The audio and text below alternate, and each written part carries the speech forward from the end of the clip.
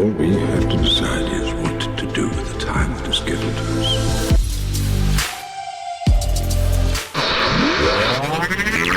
You've reached the internet's home for all things masonry.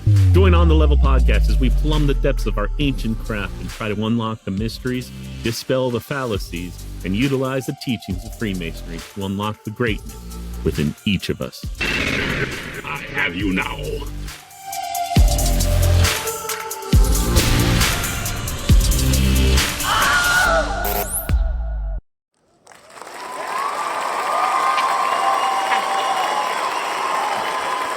All right, welcome back. Welcome back to On The Level podcast.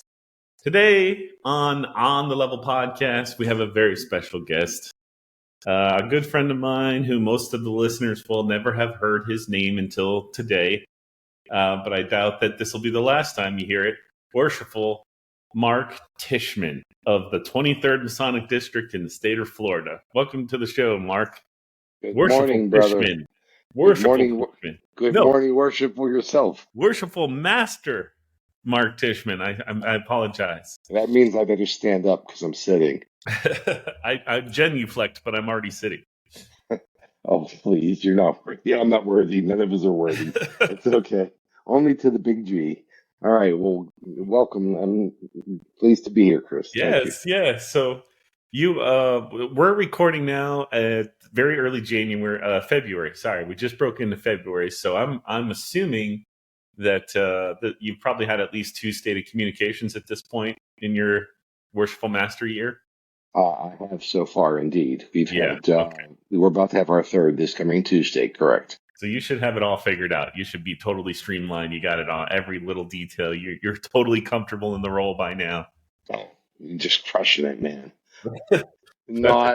That's a joke for anybody that's been in the East. You don't really get comfortable until about the 11th month of your job. Right. That's when you start to feel like you got it down. But, it's a hard transition because you spend many years, it's different for each of us. For me, it was about 5 years going through the progressive line. And then one day you have total and complete authority over the entire operation. And nothing changed for you as a man. You woke up one morning, the same guy you were for 6 years, busting your butt in the lodge, and then you go to sleep that night and you have total and complete authority over all your members in the entire operation. It's a pretty harsh transition. Wouldn't you agree? I agree. It's still settling in at times, and there are. It was only recently when I actually had to issue orders. Granted, they were by email, but I had to issue orders.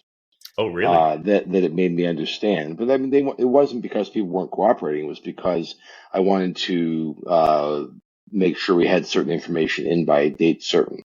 Oh, yes. Okay. Yeah. You mean you're actually trying to do your job? I'm trying to do my job. Congratulations on that. A lot of masters, really a lot of people in positions of authority in a fraternal organization that is a charity. They're there for the title more than the work. So it's good to hear that you hit the ground focused on the right things. That's a good sign for your year.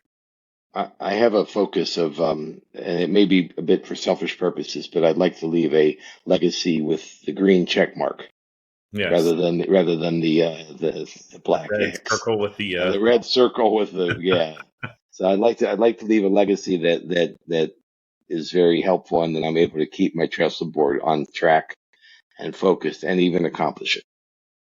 That's awesome, and that's why I wanted to have you here, because I've known you since I joined Freemasonry. Worshipful Master Mark Tishman is the master of the lodge that I was raised in, and I've said on the podcast many times. I've said a little bit about my history in joining Freemasonry, that I joined a lodge and I didn't get the experience I was hoping for in that lodge.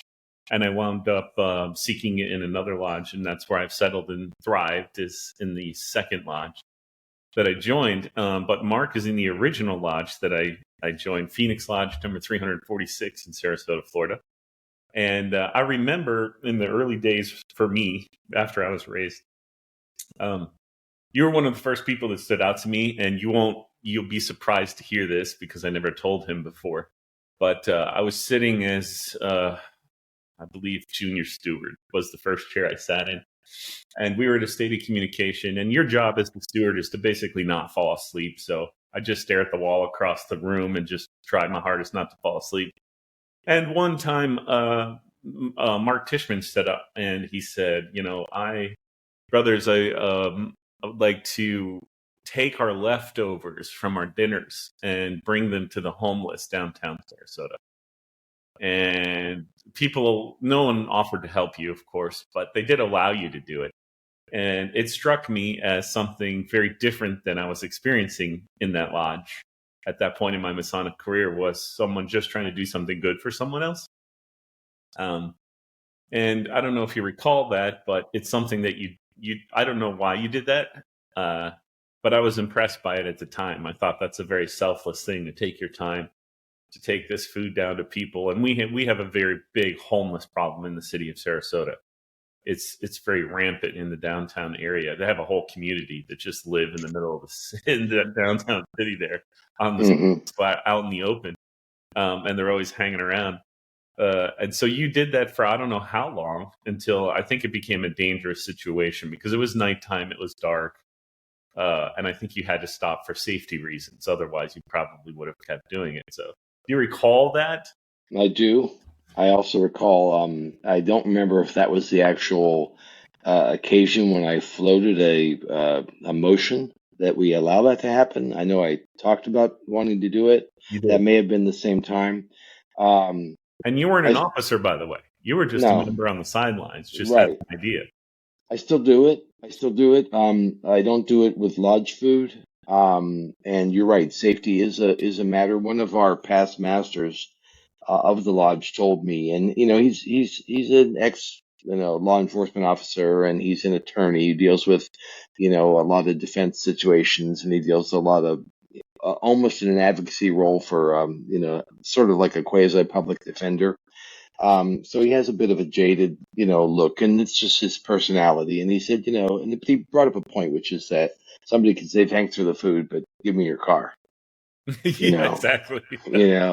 So I realized that, and you have this idyllic bubble around you, like, oh, I'm doing good, and I'm serving, Right. I'm carrying the sword of masonry with me, and I'm going to be okay. Right. No, the ones who are inebriated go, well, my uncle was a mason or something, or I really always want to learn about I want to learn about about the cabal or whatever. They talk about that. But most people are very, very, very grateful. I only had one guy one time ask me for the $10 bill in my pocket, and I said, no, I'm here to give you a meal. I didn't say it that calmly and quietly. But anyway, that was I don't recall you being there that night, but I recall me saying that, and I'm grateful, and I did that, and I stopped doing that officially, not so much for safety reasons, but I rotated out of the South. And other, I still do it with people, but I don't go alone. Oh, that's and I usually like when I've stood up and would go, I'd say if somebody has 3 arms with them, I'd like them to go with me. Meaning if somebody is armed, not that we want to have a conflict, but I do it during the day. Like I did it the other day. Well, you live in the state of Florida, and I'm pretty sure everyone is born with a 9mm in the state of Florida. So finding someone armed is not a difficult thing to do. You mean somebody with 3 arms? Right. Exactly. And then some. Yeah, I do. It's interesting. Yeah, a lot of people are, and I'm sure we have people in the lodge who carry permits. Absolutely do. I was at your lodge for doing a lecture or something in a degree one night, and guy's gun fell right out of his jacket in the dining hall. Gun slid across the floor. Huge. Ow. Glad I think it was on safety. That would have been a problem. But I'm sure if you asked everyone to show, I bet probably more than 50% of the lodge is probably. We got ex-law enforcement and current law enforcement. Which is fine. It's interesting because we had a presentation by Sarasota County Sheriff's Office about it was an active shooter presentation, and we made sure we didn't call it a drill because it wasn't a drill, but it was a presentation. And I realized, in this day and age, it doesn't hurt because especially with, as there was a lodge in Florida that was burned Yeah. by someone that was a frustrated Mason. There have been at least one homicide of Yeah. Masons outside lodges. Yeah. So I'm fine with it. And we've even gone as far as having conversation about having certain people who are really good at that Yeah. strategically placed through the lodge. Again, it's really unfortunate, and I'm not here to discuss the political scenario so much as it's unfortunate that we live in a day and age when that is part of the reality, more for children than it is for us. Yes. But we do have to consider the fact that if somebody wants to get into that building while we're there, it's not impossible to get in there. And even though we all know there's a Tyler, and the Tyler has a sword, but that doesn't mean he's an excellent marksman, you know. Yeah. So the point is that I'm comfortable with that. But anyway, I kind of going down the digression from the downtown. The downtown was I had people. I've done it before. Um, and I brought to my masonry this feeling of giving. I really, really, really feel very, very tuned in to, we call it, the great architect, my higher power, whatever you want to choose to call it, God, whatever. I feel very tuned in and plugged in when I'm able to give and give for the right reasons. And I think that is a very common thread for people that join the fraternity. They want to be part of something bigger than themselves. And they don't really know how in their everyday life to get engaged in that kind of thing. And they're looking for an organization that can help them contribute time, money, whatever it is they want to do towards charity for other men. And Freemasonry, I've talked to hundreds and hundreds of people that want to join the fraternity, and that is almost always something that they say they're interested in. That's very common. Now, talking about joining the fraternity, I'm very curious to find out personally why you decided to join the fraternity, and at what age or what point of your life. Like, how did you get to the point where you walked through the door for the first time? Well, I'll preface it by saying that Masonry has taught me to live with more intention and more planning. And that said, there was not intention and planning in becoming a Mason. In my previous career, I was in the financial services industry, and one of my clients and I were scheduled to have a review of the financial products that I had sold this person. And I went to his home to meet with him and his wife. And I noticed on his pickup truck a bumper sticker that said, "Freemasons built America." And I had heard of the Freemasons, and this was about 2010, maybe. Okay. And so that was, almost 14 years ago. Right. So I was just about 50 at the time. And I went inside and, we said hellos, and I said, "What is that bumper sticker outside? What does that mean?" So instead of explaining to me, he darts up, goes to the other room, gets a petition. And And so you've been a so member of Phoenix Lodge from day one. actually, I was a member of I believe it was Builders. Builders, right, I was, before they believe, merged. So, I believe I was a member of Builders very briefly. And then, and if anyone looks up my Masonic record, which is on Amity or it's available, or I can give it, or you can look it up. But I believe that I was actually raised in Phoenix, but I believe I petitioned in Builders.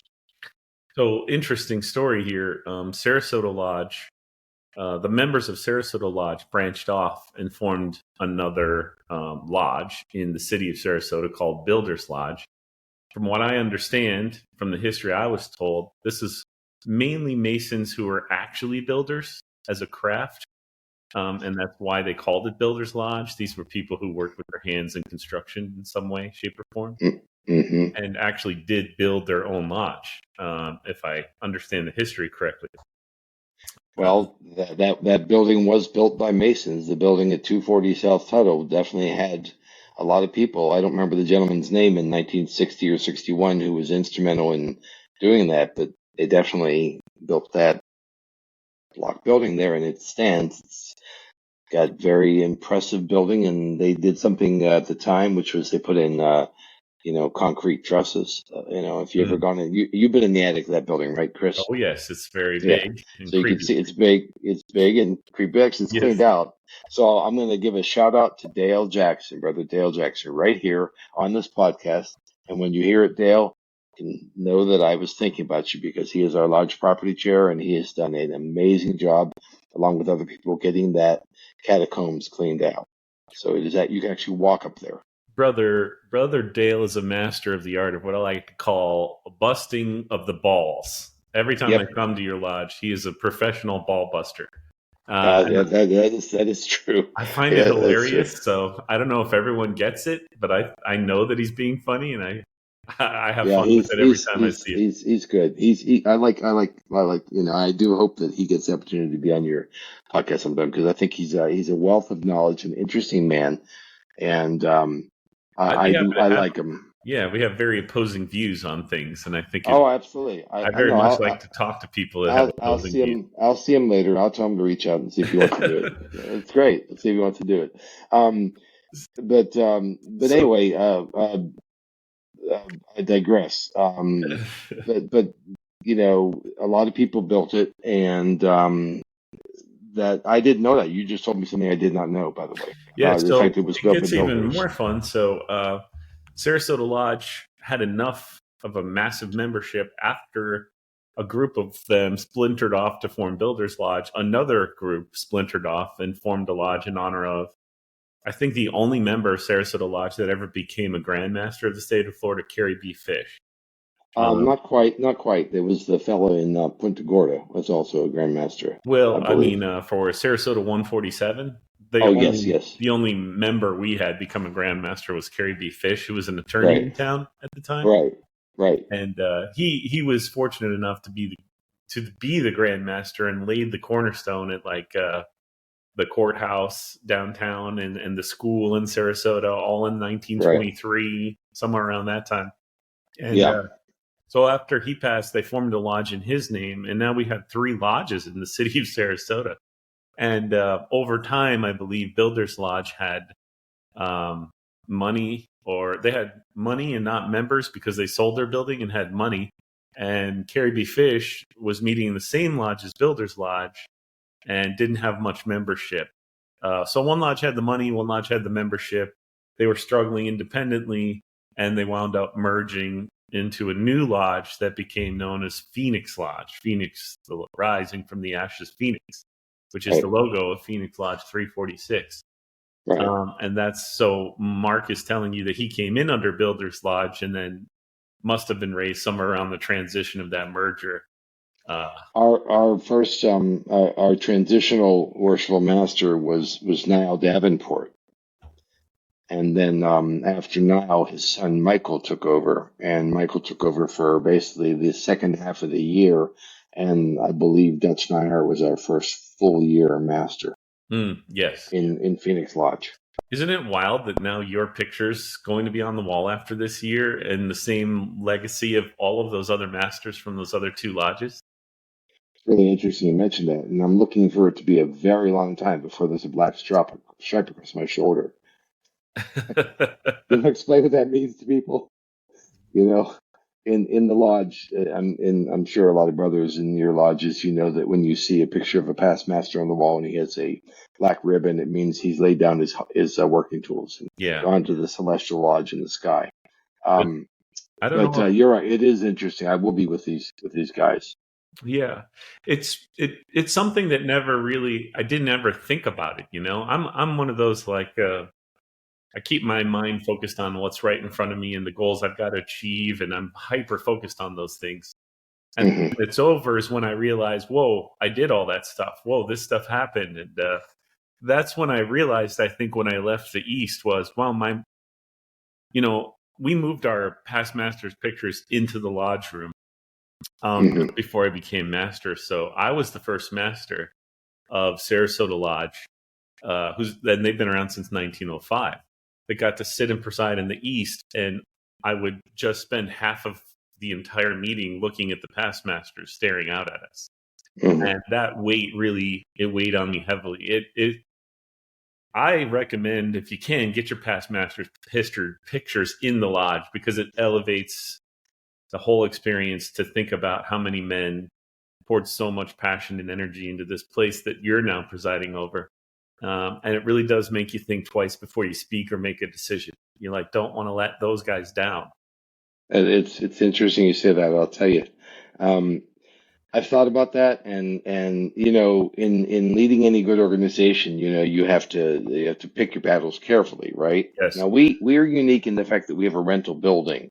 Our Yeah. building is owned by the Scottish Rite of Florida. The Valley of Tampa actually owns it. It may be titled differently, but it is the Scottish Rite Center of Sarasota. So as tenants, um, we have free reign to do what we want.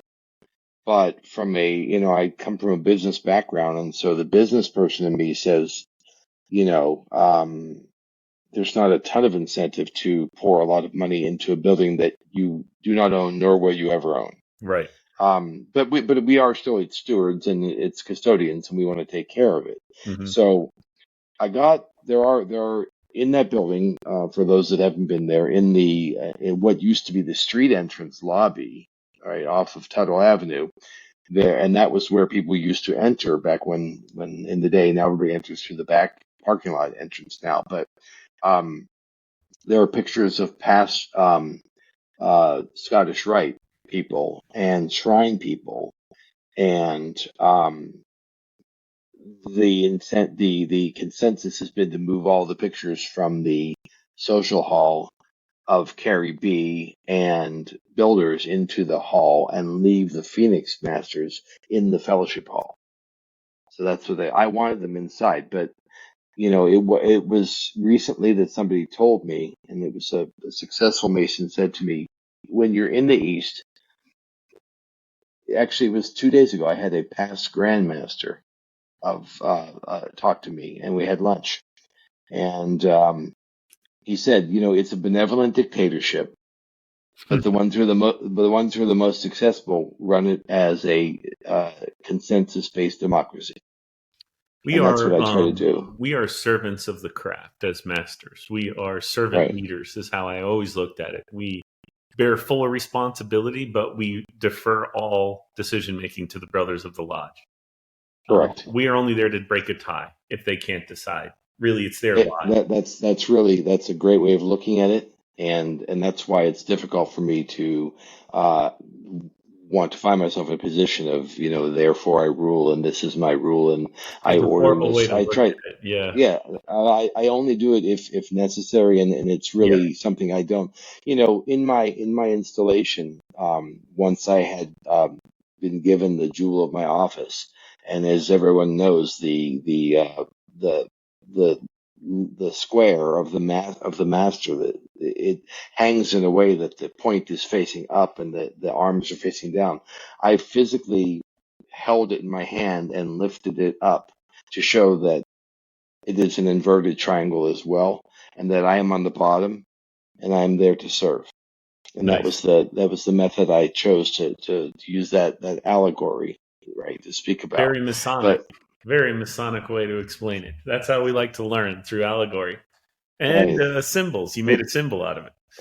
I made a symbol out of it. It was servant leadership. I talked about it, and it has been pointed out to me that I'm but a conductor. I'm but an orchestra conductor, and I just have to be to make sure that the triangles and the bassoons get along and play nice and stand together. That's right. I mean, this is how lodges succeed. So I don't want to dwell on any negativity here, but I've repeatedly talked about my early experiences in Freemasonry and how it wasn't pleasant for me.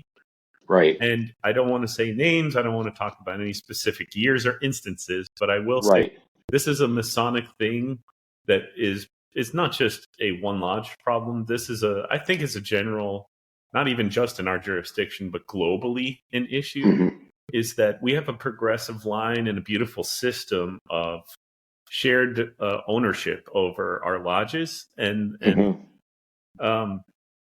it's a dangerous thing when past leadership tries to maintain control after their time is over, and when you've got, for example, secretaries or other past important roles that past masters should fill because they're obviously the best ones for those roles. They understand the lodge workings better than anybody.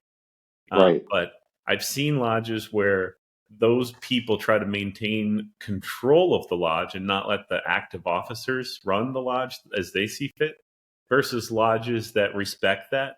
And I was just talking to Jeremy Barnes yesterday about this. And he said, he realized what being a master was when he turned to who is ultimately the most powerful Mason in DC was the secretary. And he asked him a question. And the secretary said, "Don't ask me. It's your lodge, Worshipful Master."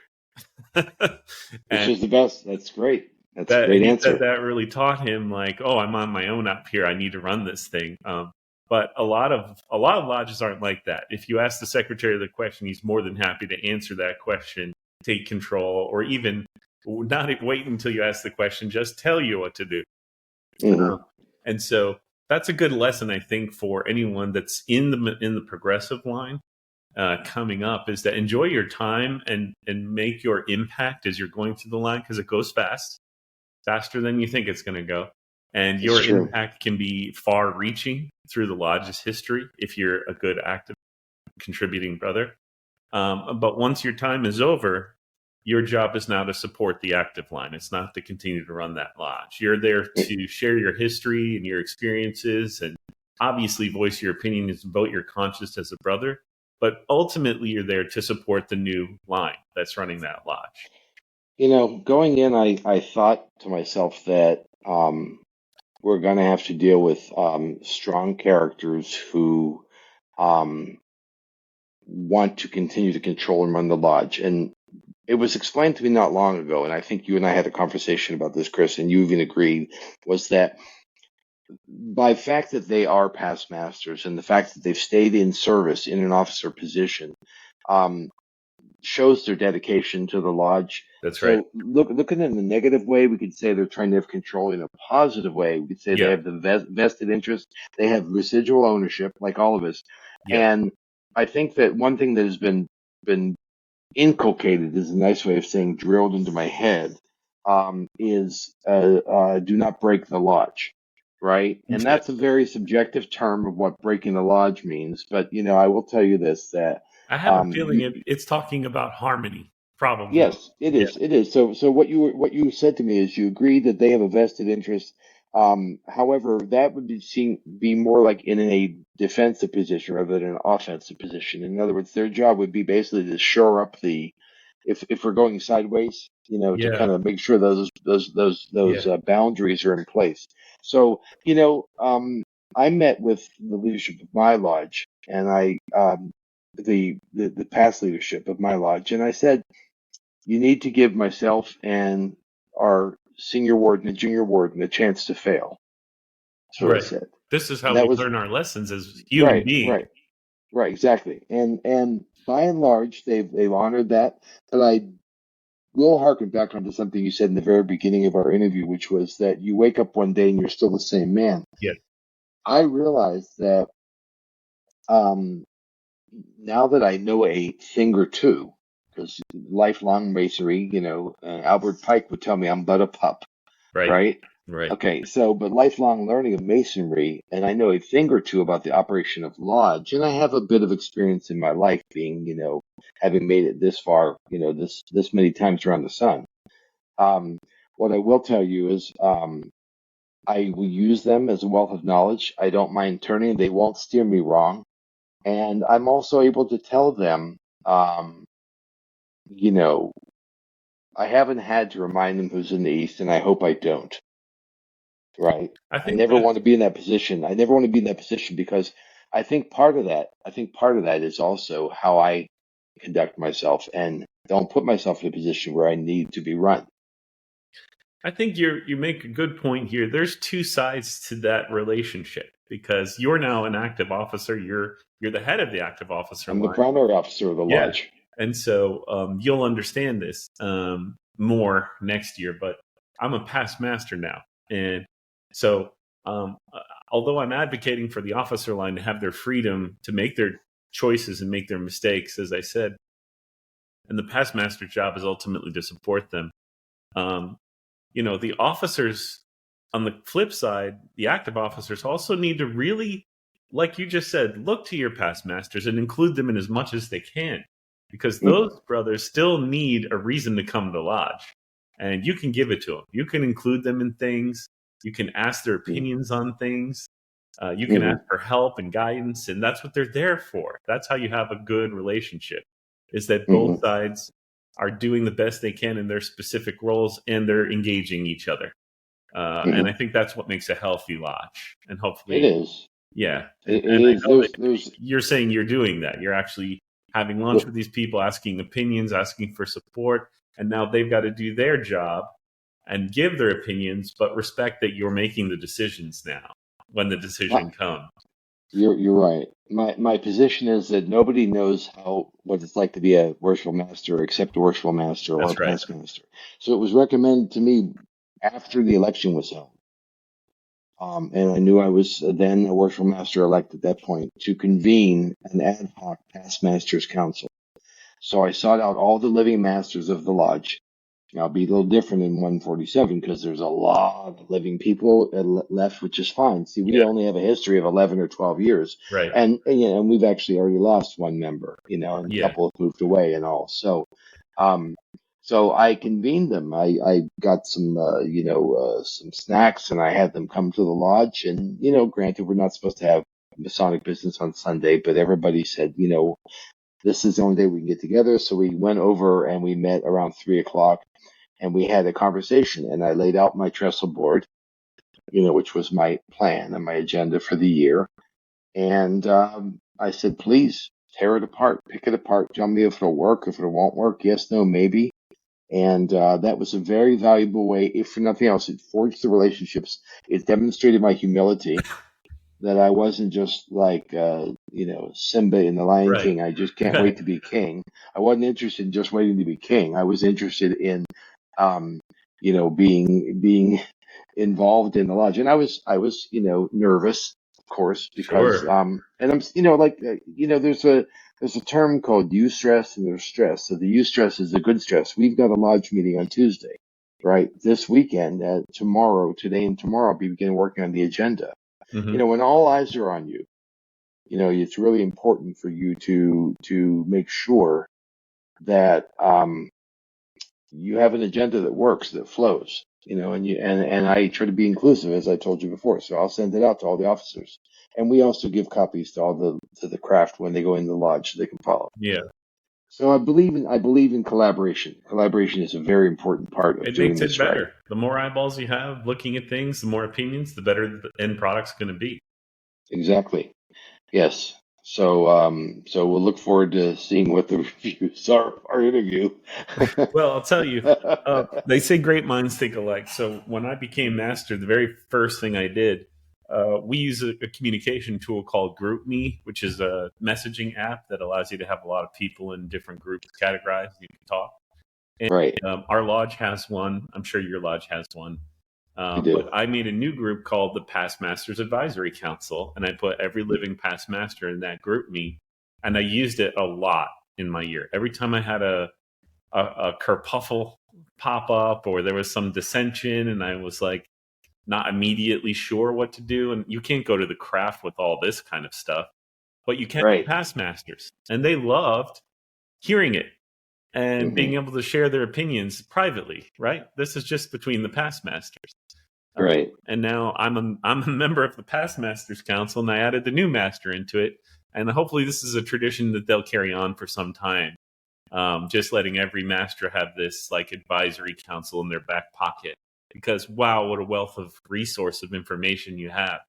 That's true. It's true. And the list will grow. That's great. And like we said, we want to include them. They're an important part of our lodge. And so let them shine in the role that they're in, which is advising the master and helping him through his. Great. I think that there's a lot to learn from everyone, and the more diverse we are, the more people we bring in, the more. Even though we have this unity of purpose, the more experiences people bring in, the more you can draw on those experiences. Well, what a And great transition to the next subject I have for you. all You right. you did that perfectly. You said you mentioned the word diversity. So Freemasonry, and this podcast was built for originally for people that aren't Masons yet. I wanted to talk about Freemasonry in such a way as to make it understandable to someone that's not a Mason that's researching, because there's too much Mm-hmm. nonsense out there. And Mm-hmm. so when we talk about Freemasonry, the first thing we talk about is that it is not a religion. And this fraternal organization, although it mandates in order to be a member, you must believe in a higher power than yourself and an eternal salvation, for example. Mm-hmm. It does not dictate what flavor of religion you take on. Correct. And so it is quite inclusive, and that diversity strengthens us as a group, in my opinion. I run a company, and diversity of opinion, of age, of upbringing, of socioeconomic status, those variety of experiences and opinions make the end product so much stronger when you Mm-hmm. can get input from each of those groups into the end product. And so Right. I believe it's the same in our fraternity. With the more diverse range of ages and people and ethnic backgrounds and socioeconomic status we have working together, the better our end product is going to be to society. And I only bring that up because you are actively in the state of Florida, which mandates that a Christian Bible be present on its altar at all times during any stated or called communication. And you yourself are a man of Jewish faith. Mm-hmm. And, that makes you a minority in the state of Florida, in my opinion. Uh, You're no, by fact, not opinion. It's fact. and so I have so many questions for people in that situation, because I'm not. I'm born white man in upstate New York and Christian. My mom taught at the Sunday school, and I was a Presbyterian growing up, and that's all I knew. And so when I moved to Florida, I became subjected to a lot of different things. Mm-hmm. I worked at Disney, was my first job, and Disney's like 70% gay. So that was a huge Mm-hmm. culture shock for me, coming from Mm-hmm. conservative upstate New York to 70% gay. It took a Mm-hmm. minute for me to get my bearings, but let me tell you, Mm-hmm. I'm a better man today for having experienced the diversity that I did in my life. And so I know the benefits of embracing diversity. And so whenever I get an opportunity to talk to somebody that's not of my flavor of life, I Mm-hmm. really want to ask questions, a lot of questions. I'm very curious. So would you mind if we talk briefly about that topic? Not at all. I'd be Okay. happy to share. So when you came into the fraternity, was it explained to you that you were going to take an obligation and you can choose your book of faith when you do that? Was that It was. presented to you as It an was option? not. It was not. Oh, okay, that's And knowing now what I know, I would have selected what we call the Tanakh, yes, yes. which is the Torah in a bound form. You can't bring a Torah onto the altars because they don't travel too well, and there's all kinds of conditions in which they travel. But you can bring this book, which I have, and it is the Torah, the entire Torah in a printed bound form. Had I known then, I would have used that. So, and it is difficult because you can't really blame necessarily the lodge that you're initiated in for that, because we don't ask. We don't, when you No, come we don't to us, ask. we We don't don't say, know. "Hey, are you Jewish?" We don't do that. No, we don't ask. And the rule would have still had been there that the Christian Bible was there, but I Right. could have had that as well. I noticed recently a picture of Vice President Kamala Harris when she was being installed and sworn in. There was the Christian Bible, but there was also um, I do not know if she is converted. I know her husband is Jewish. And I noticed if you look at that picture, you'll see there's two books with her hand on top of two books. There's one book on Nice, top of another. nice. And I just noticed that recently. So I was told I could have done that. And After the fact.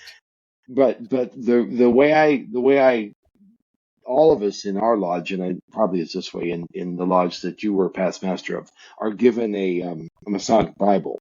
Yes. And that Masonic Bible, even though it has a whole lot of interesting information and nice pictures and a gold leaf binding and everything, Yeah, it's it beautiful. is the St. James Bible, and inside there is the first 5 books of Moses, which Sure. is the Holy Scriptures. It is the Holy Right. Scriptures. That is what I grew up with. So once I learned that, I didn't ask for a redo or take two. Yeah. I said, okay, it's there. I'm installed. I'm raised, and I took my obligation, and my hand was in the right place. And more importantly, my heart was in the right place. Yes. So here's what we have to do as masters of our lodges is be observant. So I was master last year, and we initiated 20 some guys. One of those Mm-hmm. guys I observed wearing a yarmulke, Mm-hmm. and he was there for his installation, or he was going to be initiated that day, and he was there just relaxing, and he was sitting so I could see it on his head. And so I walked up to him and said, "Excuse me, I noticed your yarmulke. I'm presuming that you're Jewish, of the Jewish faith." And he said, "Yes, I am." And I said, "Well, we actually you're going to take an obligation today." He was an odd fellow. And apparently the odd Mm-hmm. fellows go through a very similar practice to what the Freemasons do. So he was immediately knew what I was about to ask him. And he said, "Yes, I do." And I said, "Okay, we happen to have a Tanakh. We have a Bible. We have the Quran. We have all the books under our altar. So if you like, I can pull it out for you when you take your obligation." He said, "Yes, please." Good. So the only reason that happened for him is because I was observant and I inquired. It's Otherwise, it, it wouldn't have happened. So unless aware master would have said only the only person who can have their head covered in the lodge is the master. And actually, in the digest in not true. Florida, it does clearly state in the digest in Florida that a person who wears a head covering for religious purposes may keep their head covered. Absolutely. Yeah. So, And he did. He wore his yarmulke and every time he came to lodge and for every degree he took, which is great. I Again, remember him. that's part of the diversity that makes us awesome, because it's a clear, visible sign that, I needed to ask this brother some questions. I have questions for him, and he's going to have Sure. answers. And we had many Well, conversations. He actually bought me a beautiful Torah and gave it to me mhm, as a gift, and as well as another book, because he didn't begin Jewish. He actually converted to Judaism later in life because of his wife. mhm, mhm. And so I told him, at one point, I don't know, maybe I'm Jewish. And he said, You maybe never you know. are. I And he mean, gave me some books maybe you about it. are. Well, it's interesting because I talk to people along the way and they go, "Well, my grandmother was Jewish." And I Yeah. go, "Okay." And I said, I want to tell you this, that means your mother was Jewish. That Yeah. means you're Jewish.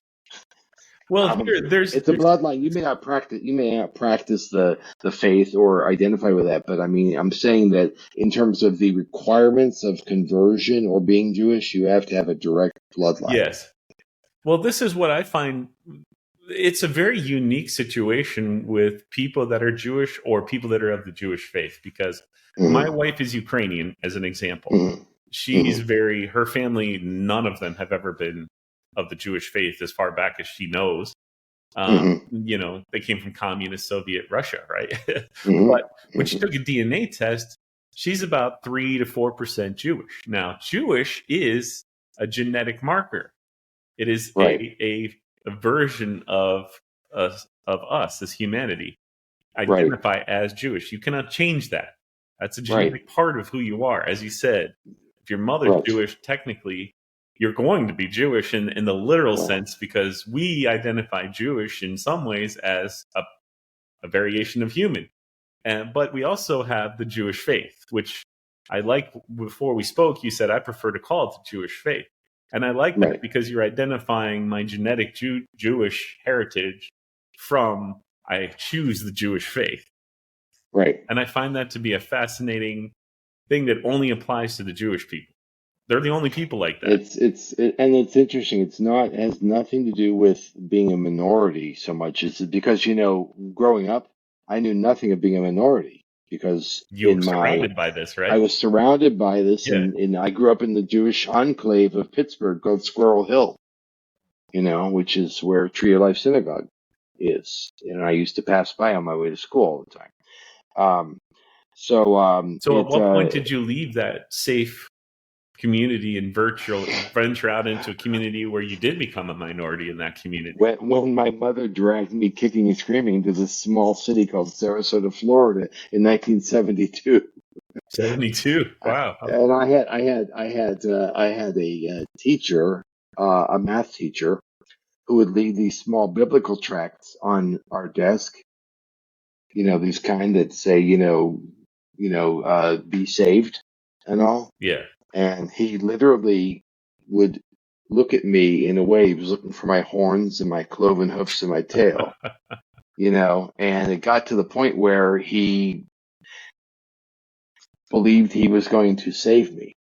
And we actually had to have a conversation with him and a rabbi and my mother at some point to tell him that he needed to kind of find some other person to spend his energy on.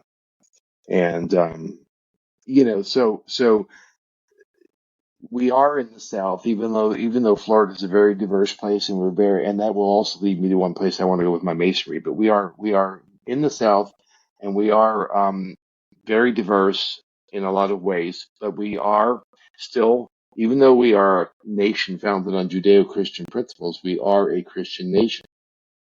And I would disagree with that. Okay. Well, here's why. Let me just quickly say why. Because that's okay. That's fine. My previous host was a devout Christian, and he always said things like that. And I said, actually, we're founded on Masonic principles, our country, which is the acceptance of all faiths. We were never founded as a Christian nation. It was specifically forbidden to be a Christian nation. In the founding documents. So I don't accept the premise that we are a Christian nation. I think we're I don't accept it either. Because I'm here to learn, but at the same time, I guess I was taking a generally accepted principle. But and I see your point, and I agree with you. And I will not. I just learned something, so thank you. Now, seriously, you have to remain teachable. You cannot graft new ideas on a closed mind. So I'm an open mind. But I get what you're saying. Like, the predominant religion in our country, for sure, is Christianity. No one can question that. I don't think that is a fact. And that's what I found when I moved to Florida, and it is that way. So, there are. I visited a lodge I visited the Grand Lodge of New York. Have you been? I've never been to the Grand Lodge. Okay, but I can. The Grand Lodge of New York. I've been to the Grand Lodge in Philadelphia, which is pretty impressive. New York is just as impressive, and I had an opportunity to meet with a brother who functions in the role of a docent, and we met by appointment, and he's of the Jewish faith. He invited me to a Jewish lodge that meets online to be part of, and there are the past Grand Master of Wisconsin told me of a lodge that he was a member of in Wisconsin, that was in Milwaukee, that was all Jewish folks. So I came into Masonry not knowing much. Background wise, I came from a broken home, and my mother was busy surviving and she did her best to inculcate Jewish theocracy in us, but more importantly, we got Jewish values, there are so many parallels in Masonry. The Jewish values. Yeah, I believe it. Have you heard? Just be a mensch, okay? Be a mensch. Just do the right thing. Be a stand-up guy who does the right thing. Okay, well, the and Jewish that's what Masonry is about. It's not immune from the same issues as other organized religions. The Jewish faith, not at all. You have many different versions now of the Jewish faith, right? You have different denominations, and that's it all started as Orthodoxy, right, and now there's ultra Orthodox, with groups that are the Satmar, which are in Crown Heights and Borough Park. They call them the Black Hats, right? The big black furry hats. Yeah. Some of the furry hats, those guys, and they're from different villages, or what they call shtetls in Eastern Europe. And they have that the largest sect of Orthodox Jewry is called Chabad Lubavitch, and they are a very wonderful group of individuals who are welcoming to everybody, kind of like Masonry. They welcome everybody of all Jewish denominations. They want to meet you where you live, which is my goal for Masonry, to meet new Masons where they live. Yeah. Right. In other words, make it a welcoming place. Right. Today we have an open house. I'll be going after this interview to the open house. We have a blood drive. We have a movie night. So we meet people. We get to see people there. But I wanted to make sure I touch on the other ones. And so then you've got conservative Judaism, Reform Judaism, and now there are a couple of things called humanistic Judaism and the different forms, and they're really just they're almost amalgamated blends. And then you have a sect called Messianic Judaism, which are Christian people that follow Jewish ethos. They use the Torah, they learn Hebrew, those kind of things, but they are at their core Christians, and their savior is Jesus, which is fine. What? And So how what do are you you mean? still Jewish? I don't, because I think it's you are when you say you are, I suppose. So, I mean, to me, the main difference between Christianity and Judaism is that the Christians kind of picked up the football that the Jewish left and carried it further and said, "Here's the rest of the story. Now, this is what happened." That's one way of looking at. That's one way of looking at. I've never looked at it in that analogy. I think it's that the Kind of like, a how the lot of Scottish Rite tells us, a lot of the Scottish Rite degrees talk about, like, after the fall of Solomon's temple, what happened. Like, you're carrying, right you're the making rest new of the story, stories and the rest of the story, right that. right. But it's But founded yeah, on Judaism. I mean, Jesus, Christians, it blows their mind when you say Jesus was a rabbi. Like, he was a rabbi. I hate to tell you, he was a Jewish rabbi. That's, yep, that's how he lived his life. That's who he that's was. right. That's right. There was no I think Christianity at the time. it's really interesting too, because for a couple of reasons. Uh, as you know, one of the things we make a point of doing in Masonry is looking for our similarities and our differences, Yes, right? yes. But what people do forget is you can have conversations Hmm. in the fellowship hall about religion and politics. You can have those. You just can't have them in open lodge. This is a So this is a mistake that people make. They think that Masons can't even talk about that right, stuff, right. and that's not true. I Yeah. mean, that diversity is what makes us. In terms of diversity, I mean, I have this great goal for uh, a plan for the summer of some diversity. But once you, if you have, I'll tell you, or I can go right into that. Go Whichever for one. it. Tell me. Okay. And my article in this month's Chessboard, and I'm not sure if you subscribe to the I Phoenix Tech do. I Chessboard, get do them. you? Okay. Yes. So you'll see my comments from the East. I'm what we And call a Masonic creeper. I creep on everybody's stuff. I'm watching everything. That's okay. That's what we do. It all builds strength. It's strength to strength. I always So find I'm looking for the good stuff I can take, and you see the bad stuff to avoid. that's learning. Yeah. That's learning. That's absolutely learning. That's it.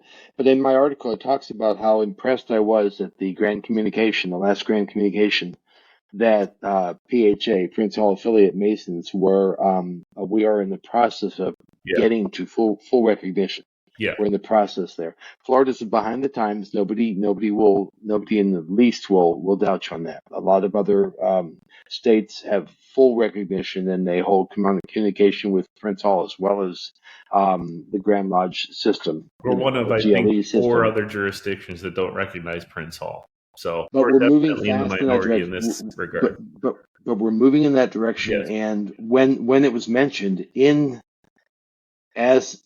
Grand Lodge, in the Grand Communication last May, that there's a beta test going on right now where some lodges had met with each other Yes. and they were welcome. It was a standing ovation. So Yes. I plan on reaching out to the deputy grandmaster, because the current grandmaster has his plate full, and he's already over halfway through his year. Yeah. But I plan on reaching out to the deputy grandmaster who will be the grandmaster of Florida next year, whose theme is youth, and I'd like to see if we can hold a Masonic event this coming summer at the Robert L. Taylor Youth Center, which is in Newtown. Oh, And yeah. I'd like to see if we can make that happen between us and the PHA, the local PHA lodge. So when you say PHA, he's talking about Prince Hall. Affiliate, Prince Hall affiliate. Yes. Yeah, So Prince Hall affiliate lodges. Prince Hall Masonry is the Black community's masonry, and it's very well organized and very proper, and they do a really good job in their masonry, and their Grand Master, I believe his name is Most Worshipful Jeffrey Taylor. I believe that's his name, if I understand correctly. But he's very committed to working with our Grand Master now to see if we can get to that place, and we are getting there each year. We're getting closer, and I would highly imagine within 2 years. Truly, mark my words, that we will have full recognition. Yeah. We will have full recognition, and, so and the time it's about time. 2026. We'll finally have full recognition with each other. Right. Hopefully. Yeah. By the time I'm living in North Carolina, exactly. Hey, that's another thing we have in common. I've actually relocated to South Carolina, and I think you already purchased your next home in North Carolina, right? I purchased a home in Asheville, North Carolina, and I've been to lodge in Asheville. This is great how this conversation is going, because I can now segue into attending lodges elsewhere and how it's so important. But yes, I purchased a home in Asheville, North Carolina, with the goal of moving there ultimately. Obviously, I won't do it when I'm in the East. Right. And that decision came as a result of not wanting so much to leave Florida as it was that we wanted 4 seasons, and we want some topography because I like to hike and ride my bike. Same here. And I just Florida is a wonderful vacation spot. Yeah. I'm really enjoying the weather now, the season. I was downtown last night. I went to a fantastic play at the Florida Studio Theater last night. I'll tell you offline all about it. Okay. But I can just tell you that it's wonderful here during the season. The summer's more heat than I want to bear anymore. Yeah, same here. I like the mountains. I like the view off my back porch in North Carolina is a beautiful view of the Appalachian Mountains. Yeah. So same here. So I went to lodge there. You'll be about an hour to an hour and a half drive from where I live when you're in Asheville. So that's we'll be getting together, brother. We'll be getting together. Yes, and I told you that here, and I can tell you when you wake up and I see like a family of 6-7 deers just grazing in my yard every morning. Nice. It's a different life than what you have in Florida, for sure. But go ahead. Yeah. So you went to lodge in Asheville. Right. I wanted to go to lodge in Asheville, and my understanding when you go domestically, I'm not sure about the letter, but I'll talk about international in a moment. But so I contacted lodges, and I saw there's probably better than a dozen lodges in and around the western North Carolina area, maybe even more in Buncombe County, which is where Asheville's located. So I reached out and wanted to go, and was found that I wasn't getting anybody to get back to me on the schedule. So I reached out to Grand Lodge, and through some emails back and forth, I was able to finally connect. And I attended the Biltmore Lodge. And Biltmore Lodge is located physically in a building that used to be a church that was on the property of the Cornelius Vanderbilt, who built the whole area. Yeah. And then that lodge has been in that building since 1953. And that lodge has been around for a long, long time. And they have not recycled a master since 1930. There you go. Strong.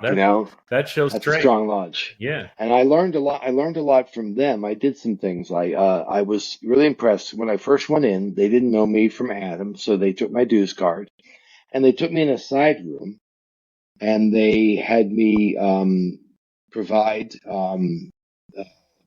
dues cards and signs. They tried and you. They tried me. They absolutely tried me. And I passed the Masonic trial. You were not denied. And I was not denied, and I was given entry. And then a couple things I noticed on top of it, and I am obviously careful because I don't know your podcast is open to the public, so I won't violate This is anything. for the public, yes, so be careful. Right, I will, of course, of course. So,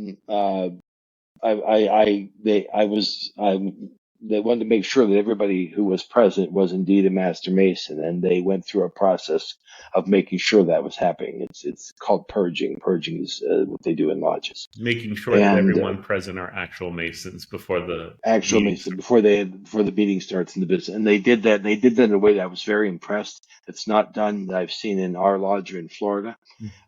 They did other things that were very impressive too. They were able to do a moving in between the different levels of masonry within the same meeting, and examining people for their proficiency and those kind of things. All that done in the span of an hour.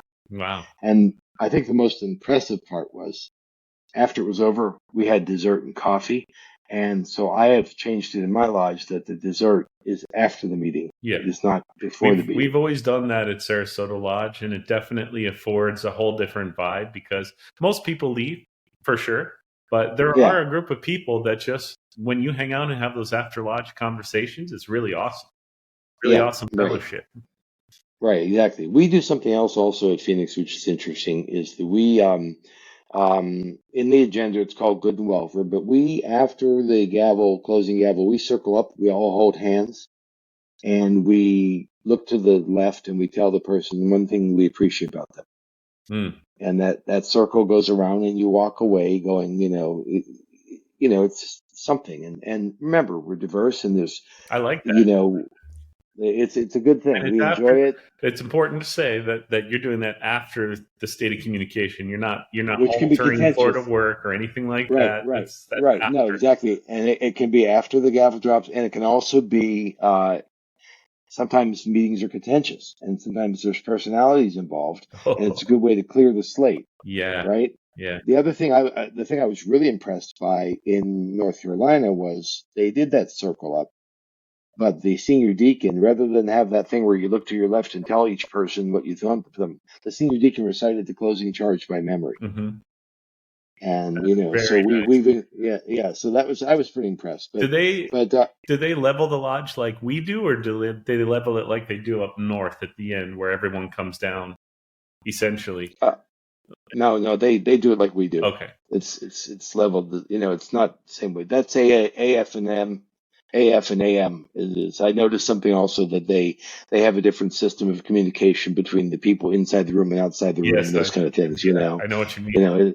And I'm sure that where you are now and where I will be, it's that way. I think. But I was also going to tell you about international travel. Could I tell you about that? Well, you just talked about domestically. One of the great benefits of being a Master Mason is that you can travel anywhere in the world and go to any recognized lodge by your jurisdiction and sit as a brother in that lodge. And so you've done that domestically, is what he's saying, which means he's gone to other states within the continental U.S. and visited those lodges. But you've also gone internationally and visited lodges in other countries as a Mason, yes?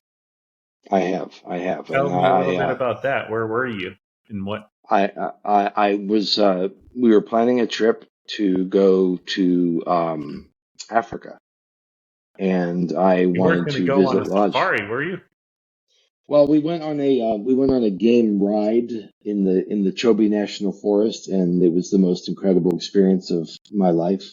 It was up there in the top 10. Did you stay out up there with bush overnight? No, I didn't. No, Okay. We went for a ride from 6 in the morning till about 1 in the afternoon. But it was up there with visiting Angkor Wat in Cambodia.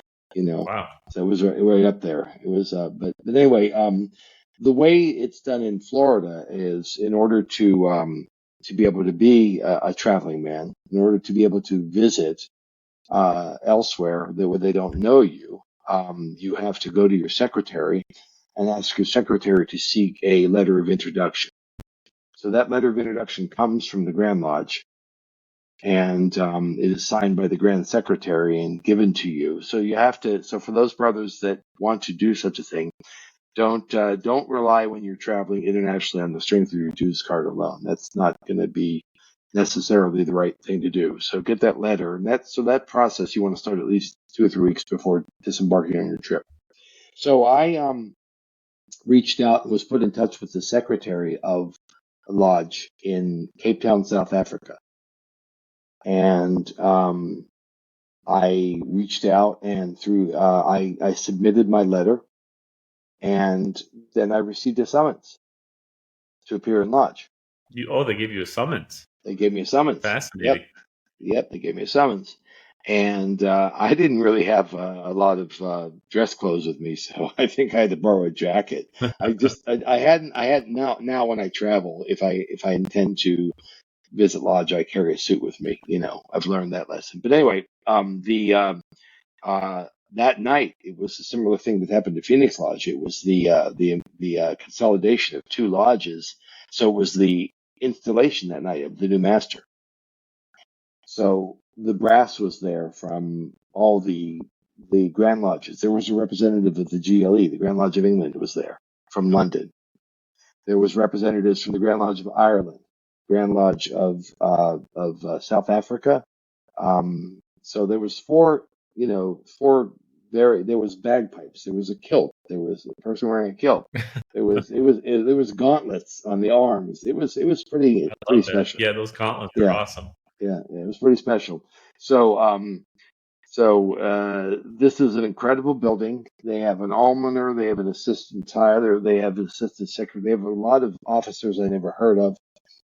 And the lodge room is beautiful. I don't know if you ever saw the article I sent, Chris, but I'll send you the link. I can find it of my pictures, my visit to the lodge. But anyway, no, I haven't seen that. I'll show you the page. It's wonderful because it's an old building that has been around since 17 something, and it's right where Parliament is, right on the grounds of Parliament, basically. In Cape Town, South Africa. In Cape Town, yeah, exactly. So we had and a few other lodges meet there, and I took a lot of pictures. I'll make a point of doing that, getting you those. I went there and they welcomed me, and I kind of wound up with like a mentor that evening who I kind of palled around with. But I saw some really impressive things. I saw the chamber where they prepare candidates, which was just incredible. We'll talk offline when we're done about how neat this was. But I saw speaking of that chamber that you're talking about, Worshipful Stephen Garcia and I have drafted legislation that has been submitted to Grand Lodge in due form and in due time. That hopefully will be read at our next annual Grand Communication to allow lodges to choose to perform the Chamber of Reflection on entered apprentices or not. Nice. And so it gives some guidance, and the Brothers of Florida will have the opportunity to vote on that. And I'm really hoping that it's received favorably because the Grand Lodge is not in favor of it. So it's going to take all the brothers voting on it to get that to pass. But I had suspected you may be talking about something along the lines of Chamber of Reflection. I am. And this Chamber of Reflection reminded me of a bank vault. The door was built in 17 something, literally, and it was about 18 inches thick, and it was a round room that would be lit only by candles. Yeah.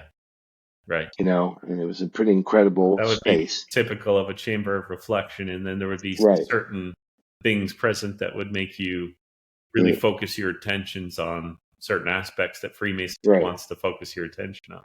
And the intent behind that, for those that don't know, is basically to get in the right headspace prior to being initiated a Mason or raised as a Master Mason. So I saw that, and anybody who goes on the internet can learn about the Masonic furniture. So certain of the things that we're used to in the lodge, the symbols were in there, and they were beautiful. The flooring was beautiful. The organ was gorgeous. It was just a really lovely, lovely lodge, and we enjoyed it. And not really understand. It's really interesting. So I was telling myself to bring levity to the situation, but they asked for there was fellows of the craft there was entered apprentices, and they were all retired, and then they asked the only people who should stay are masters, and I thought they meant Master Masons. sitting masters. And what they meant was people who were actual worshipful masters should stay. So I wound up staying in a meeting, and they when they found out I was not a sitting master, a couple people were cross, and the guy next to me said, "Don't worry, you can't unring a bell," you Right. know. Yeah. So it's not, it's not like you're gonna go out and tell things, but Was there but then we had terribly secret in there? Did you feel like you got some kind of no? Okay, no, just not a at all, not traditional at thing all. then. Not Just traditional thing. yeah. But then after that, we went into the chamber next door, which was where they served a meal. And what was amazing was it was almost like a table lunch at that point because there was a whole lot of toasts with alcohol. And I never understood the term. They'd say, "Gentlemen, be upstanding." I was like, "What? I already am upstanding." No, everybody gets up and they stand up, Oh, you know, right? They'd nice. say, "Gentlemen, be upstanding." And then they hit it, and then everybody up there, and then they'd toast. And, we all had shepherd's pie. That was the meal. And they offered Guinness stout, which I don't drink, so I didn't drink the stout, but it was great, Sounds like and the Irish Lodge with your it shepherd's was pie and uh, your Guinness drinks and it was really interesting though because I had taken the Grandmaster's pin to present to the new because actually the Grandmaster of South Africa was there, and I was presenting a pin to him from our wow, Grandmaster at the time. wow. And I kept wanting to be a stand up and do my thing, and they fit me in. I was the very last person right before the Tyler's Oath, and by this time everybody was quite happy. At this point, they Ah, were all quite toasty, And so I'm standing there giving this pin to some people that were, "Oh, thanks," you know. it's good that So they warmed the crowd up for you before you they got warmed the on crowd then. to the tune of about an hour and a half of toasts. Yeah, you know. I was So so my last recording session was yesterday, and I recorded with Jeremy Barnes to Creative the Amity app, and people will have heard that before this. So hopefully you listen regularly, and I can tell you that if you don't, I asked him to leave us with something Masonic, not talking about tech or any of that, just like as a Mason. And we talked about this before. His one thing was, please travel. Please get outside your lodge and travel. And here you are praising the experiences you've had in travel as a Mason. You're literally speaking to his point, which is Masonry doesn't happen in state of communications in your lodge. Masonry happens out in the world when you're a traveling man, and in your interactions with people you've never met, and showing love and kindness to these people, and learning their ways, tolerance and appreciation, respect for our um, fraternity, wherever it may be, in whatever form it takes. Right? and there's another benefit also of traveling, which is when we are indeed distressed. Mm-hmm. I was going to. I'm in the insurance adjusting business, and I was headed to a storm in Texas, You were headed where to a they had what? flooding. A storm in Texas. A storm? I was well because I'm an adjuster, insurance adjuster, Oh, and okay. so we Yes, work we yes. work we work storms. Okay. We work storms, and so I was heading to a storm in Texas, and there was no place to stay. So I called a local lodge, and I had a brother offer me either a place in his home or he knew somebody who had a hotel. They can get me a hotel. Another time I was in the hospital in Asheville, and the insurance company was deciding how long I could stay, and I wasn't ready to go yet, and my flight wasn't until the next day. So I had a Mason come pick me up and take me to the airport, wheelchair and all. Wow. I never knew this guy. Wouldn't know him if I saw him today. So, you know, so we are our best helpers. You can, if you are in a situation, you can always call a lodge and ask. Now, they can definitely help you if you need things. When you're traveling and you don't know people, it's really nice. I've had Masons, help me out before, and I will help them out anytime I come to their awareness, Yeah. whether they're distressed or not. I'm happy to help a Mason whenever I can. I mean, that's as we started in the beginning of the interview. I told No, you, I'm a giving person. I like to help. that's something that people say and hear all the time. Like, I'm happy to help. I'm happy to help. But when you say it and you're a Mason, it's something different. last year, and you're going to experience it this year, as the master, they contact you when someone passes away to arrange funeral services. And so I had the opportunity to talk to many Masonic widows last year. And something I impressed upon every single one was, listen, we are here for you now. The way that we show our love for our brother is to support you. This is a tenet of our fraternity. And so it would be our honor if you would call us. If you need your lawn mowed, if you need your groceries picked up for you, if there's anything we can do, we're waiting for an opportunity to show our brother how much we love him by helping you. And so when you say, I'm happy to do it, you mean you're happy to do it. You want an opportunity to show your love through an act of service to somebody. That's true humility, and that's when you want to serve somebody else, there can be no agenda. What do you hope to get in return other than there's nothing, Yeah, there's a thing in Judaism that talks about there's a term called a mitzvah. You ever heard the term of a mitzvah? I am familiar with this. Yeah, a mitzvah is a good deed, and there's over 600 of them, and one of the highest ones you can do is to be buried in the manner of anonymity, which is important in the Jewish faith. That's where they talk about a plain pine casket. They talk about being buried in a shroud, being washed. The people that wash you are called the Hevra Kadisha, and that is the Society of Friends. And when you are doing that act of humility of washing your fellow deceased brother with others while prayers are being said, you're doing something for that person that he cannot repay you. Right. There's no way he can repay you. So that is the ultimate act of brotherly love. Yeah. You're doing for somebody. I love that. Okay? And so if we carry that into Masonry, a lot of faiths do a ritual washing prior to burials. Yeah. The Native Americans did, the Muslims do, the Hindus do, the Jews do. I don't know if other faiths do or not, but all I can say is that that act of humility, that act of service, and we can do that in Masonry.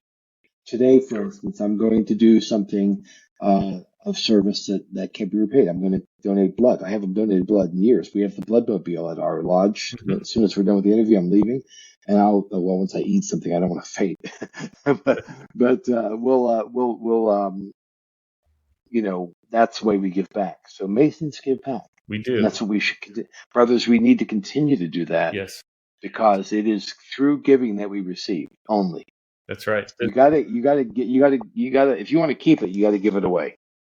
That's the deal. This is people like to say Masonry takes good men and makes them better.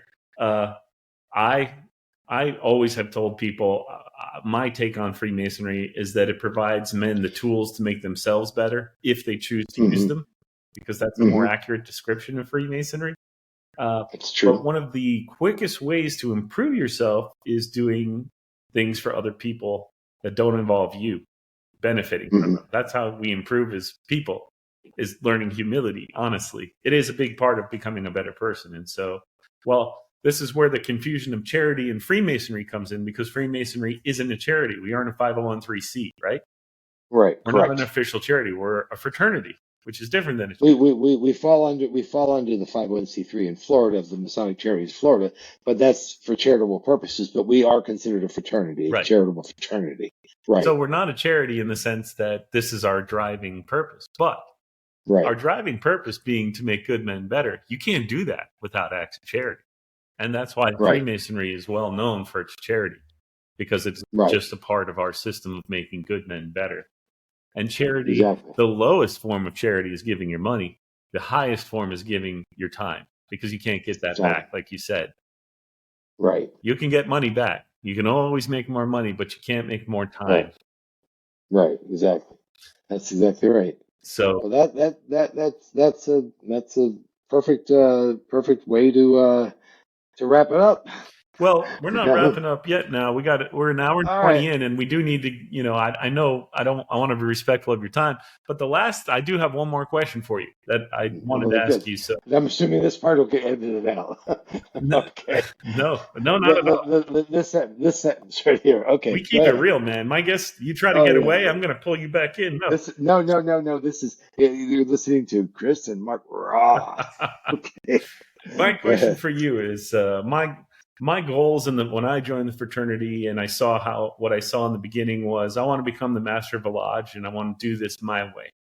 And I did those things, and now I'm satisfied. I have no desire to seek any further officer positions or titles in the fraternity. I now Mhm. am going to be the podcast guy and the traveling man. That's my role in Freemasonry now. But what are your goals in Masonry? Now that you're the worshipful master, for some people, this is just the beginning of their Masonic journey because they have many other goals. So what are yours? I'm curious. Well, over the years, I thought to myself, would I like to be a district deputy grand master, or would I like to join the grand line? And I've spent more time now going. Masonry has worked for me in the sense that it's helped make me a better man, and so I want other things in my life. I want to go back to my writing because I am a writer, Same here. and so I also don't desire further office. Yeah. I've already in the corporate world, when you get the tap or the nod, which is like, would you like to go up the ladder? I've had that happen in the corporate world. I've actually had that happen in the Masonic world. I was asked at Grand Lodge if I'm free to travel with the Grand Master's party, Right. and I turned them down. Yeah. I know they look for capable people who are at a place in their life, but I also realized that at a different time in my life, I would have been so honored and yeah, I'll do it no matter what. I wouldn't have thought of the consequences. Well, I like my marriage, so So, um, it's funny you say that. We have a Mason in our district. I'm not sure if you're familiar with Right Worshipful Ron Baber. I am very well. Okay, so Right Worshipful. I saw him recently at the installation in Peace River Lodge 66. He was the installing marshal. Yes, and he's good. He's good. Yeah.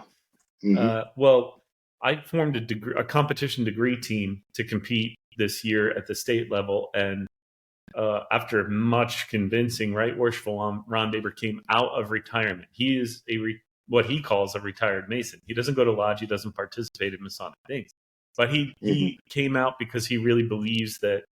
Well, he wanted to help my Masonic career. He didn't know that I didn't want to pursue a traditional Masonic career, but I was honored that he was willing to come out to help me. And what he told me one afternoon after practice when we were sitting quietly together was, Chris, I have to be really careful because my wife has been a Masonic widow for too long. She deserves better than that. Because he was an incredibly active Mason. He won competitions. He was a Right Worshipful, district. He did it all. Right. But that comes at a cost. And it does. And I and you aren't willing necessarily to pay the price that it. No, I'm not because if you think about it, one of the takeaways of Masonry should be balance. Balance, correct. Right.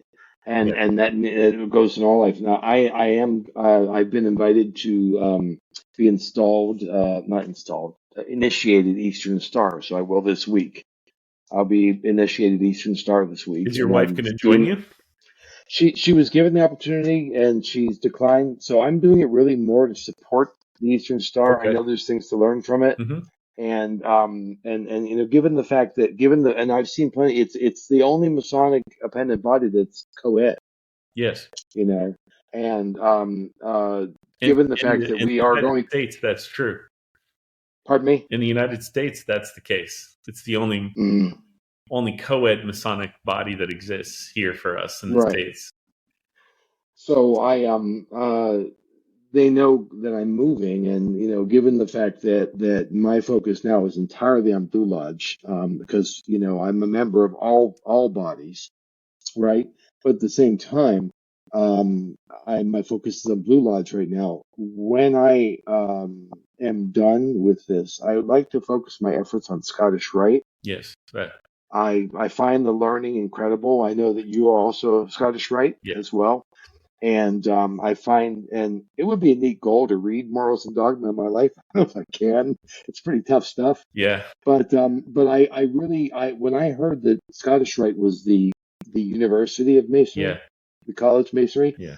you know, that lit me up or something. Let me say one thing I also want to tell you that about how I operate as a Mason, which has taught me something. We all have heard for years how the Masons were always the who's who of the community, Yes. right? They were always the somebodies, the founders of this country, et cetera, et cetera. I always look at the character on a Monopoly game, the little mayor, little portly mayor with his tuxedo on, you know, Mhm. like that. I think of that. And then my late mother-in-law gave me a I think it was a 1904 or 1914 monitor from the state of Iowa or Illinois or something like that. And I read it. They were the who's who's. They were even in their speech, mannerism, actions, and writing. So one thing I've taken away from that is I don't make excuses for using words that are difficult to understand. I don't do it on purpose, but I won't dumb down how I talk Right. for anybody. Right. I'd rather them say, brother, what do you mean? Right. Lift that up You to know? your level. Don't. Yeah, lift them up, you know, and I'm not doing that to be snobby or intellectual or an elite. I'm not doing that. I'm doing that because if we are Masons, we are supposed to be Grammar examples. and rhetoric are Yeah. two very important things to Masons. Exactly. So that's why I try to use that in my writing. I use it in my writing. I use it in my discussions. Using colcate rather than drill into my head. You know, those kind That's of a things. word I learned from The, Freemasonry. I heard it so many uh, times that I Googled it uh, and I said, "Oh, that's what it means." what? Oh, drill? No. I'm Yeah, kidding. well, that's what it means. Drill through Oh, I know. repetition. Inculcate. Right, You're right. Exactly. drilling it into repetition. Exactly. So you learn, and for those that don't know, we know we're not a sect and we're not a cult. It's just we have a culture, not a cult. We have a culture. So, It is a beautiful culture of love, acceptance, and really accumulating as much knowledge as you can as a man. And I love you, brother. That's right. Yeah. I know you love me. We're buddies. Love your brother. I will. And that's I'll one tell thing you that. I want to tell you this because you are on this podcast, and I haven't been interviewing a lot of local Masons that aren't right worshipfuls or huge titles. You're probably the first, and let me tell you why. I moved out of state, and I know you're moving out of state. And when I told people I was moving out of state, I discovered who my friends were and who I had transactional relationships with. Right. And it became glaringly obvious who associated with you because they thought they could get something from you, and who just wants to be a brother. And that's really the goal of their relationship with you, is to be a brother. Mm-hmm. You quickly showed yourself to be a brother to me. And then I discovered later that you were moving yourself. And I wanted to prepare you that as that information comes to light, don't be disappointed, because it's good to discover who you have real relationships with and who you have transactional relationships with. And that will come to light as they find out that you're leaving and that you can't benefit their career as directly as could. That's true. Somebody whispered wise counsel at one point and said, well, don't, play it down because nobody's going to want to work for you. And I'm like, nobody works for me anyway. I work for them. But more importantly, whoever said that to you is the exact person I'm talking about. It's the kind of person that has a mentality of transactional relationships. Right. I've been blessed in my life to have also what are called time and space relationships. You may know what those are, but like, for instance, when you go back to wherever you came from, upstate New York, and you happen to chat with, there are certain friends I have. I'll give you an example. My chiropractor, I went to high school with, right? And I was over at Robarts Arena one day for a health fair. I was just going through and I ran into him. And it's like that 40 years that we didn't talk to each other never existed. That's great. It's like we picked right up. So I do have some time and space friends that I wouldn't see them for 10. I mean, I've got friends right now in Alaska from when I lived up in Alaska years ago that I could just go to their house and have dinner, and it's just like yesterday. It's like yesterday, You know what this you brings to know? memory? This is another moment with Worshipful Mark Tishman that I've never told him, but I'm going to share now because it impacted not just me, but other people. So we started getting asked to do a lot of Masonic education discussions because we discuss Masonry openly on this podcast.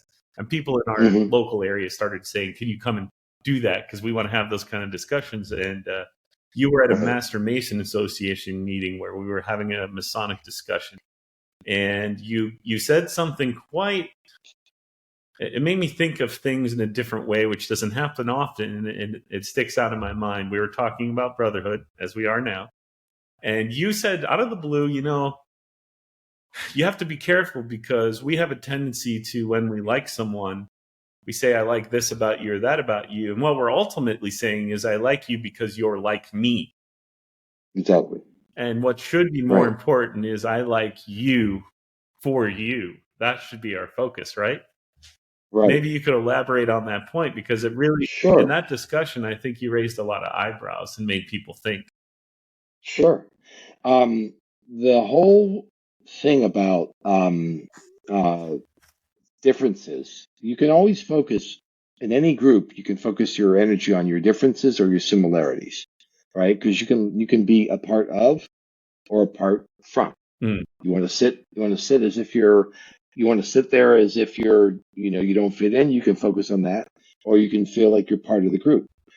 I learned that working in the corporate world when my boss went to lunch with one of my colleagues, and I sat at my cubicle or desk being upset that and victimy that they didn't take me. And then later he said to me, "This isn't how it works. How it works is you walk up to us at 11:20 and say, 'Where are we going to lunch today?'"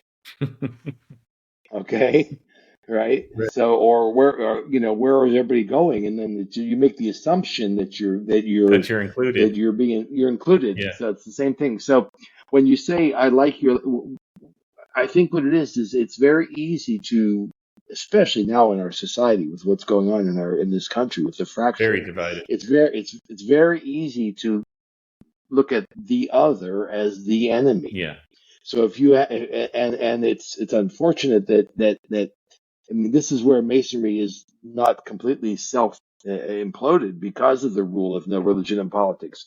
If that wasn't there, we'd have a lot fewer lodges, I'm sure. You know, oh yeah. so at this moment in time in history, um, there are people that I would not normally hang out with, right, in my lodge, but I hang out because we're brothers. Hmm. You're a different story. I hang out with you because I like you. And I like you because you're like me because I know we're There we kindred go. spirits. We're But breaking our own but rules more here, man. that's okay. But more importantly, I would just tell you this. I would just tell you that this concept of being like somebody, it just means that you don't see them as the other. Yeah, It's not that you're like me so much as that whole obstacle piece isn't in there, that whole security piece isn't in there. yeah, So and just also when people change in their life, because we are human beings, we're like plants, we change. People, you could say, I no longer like that person. And it may not be because you moved away or whatever. It just means that they've gone down a path that doesn't resonate with you anymore. right. And therefore you choose not to invest your energy in that relationship in the same way you did. I think that's the safest way to say it. Yeah, that's a kind You way of know, saying it. Yes, you know, I you appreciate know, that, and you I know. mean, it's a good. We need to think about these things because this is part of us improving ourselves, is to recognize who we are as a people. Because some of us, we all have biases that we can't really help. Um, it's just part of being a human being. It comes back from our agrarian days Yeah. when you would, I mean right now where I live, you talk about the deer, right? In your yard. Okay, where I live in Asheville, there's black bears, Ooh. right?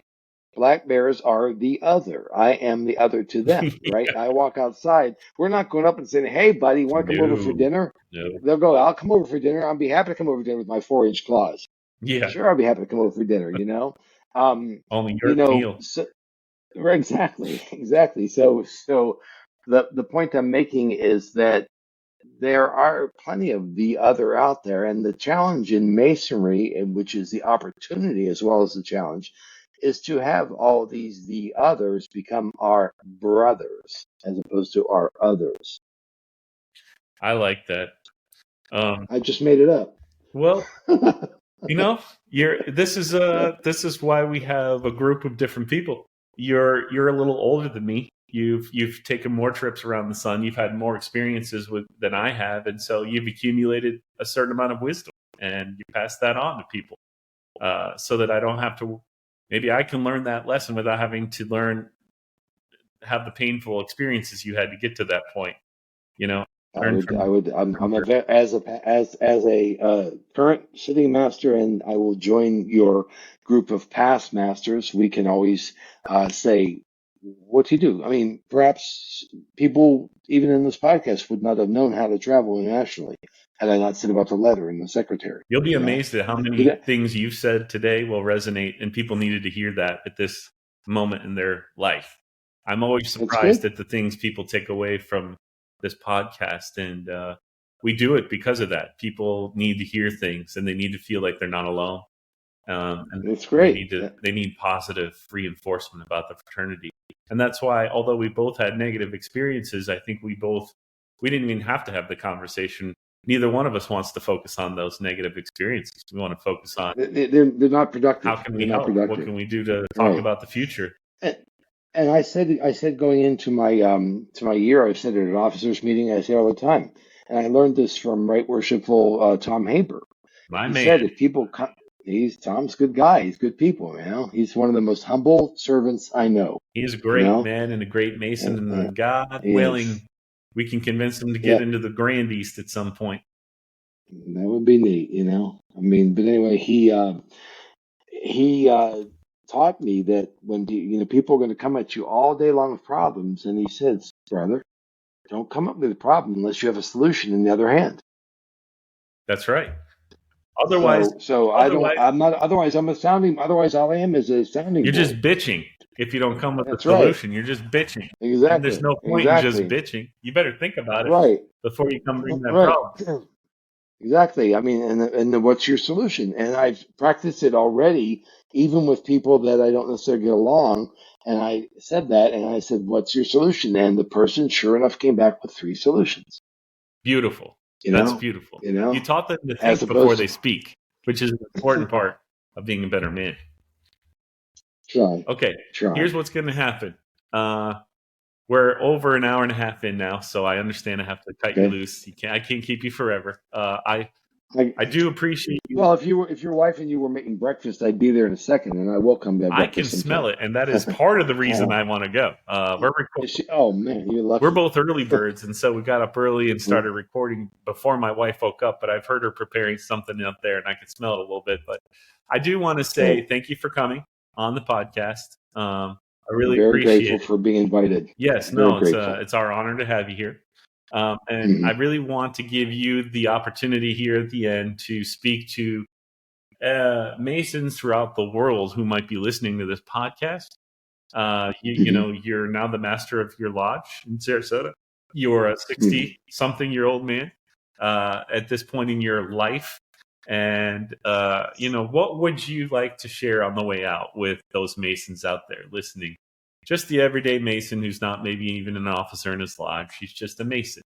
What would you share for that brother out there? And I'm going to do this so you have time to think.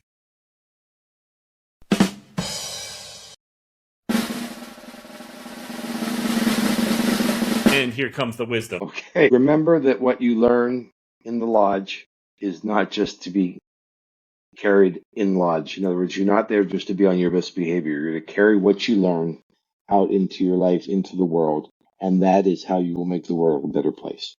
As my grandmother said, love is like sunshine. There's always plenty to go around.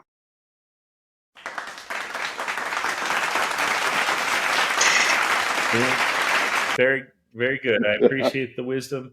Very important message for Masons. Freemasonry in your Blue Lodge is training wheels for life.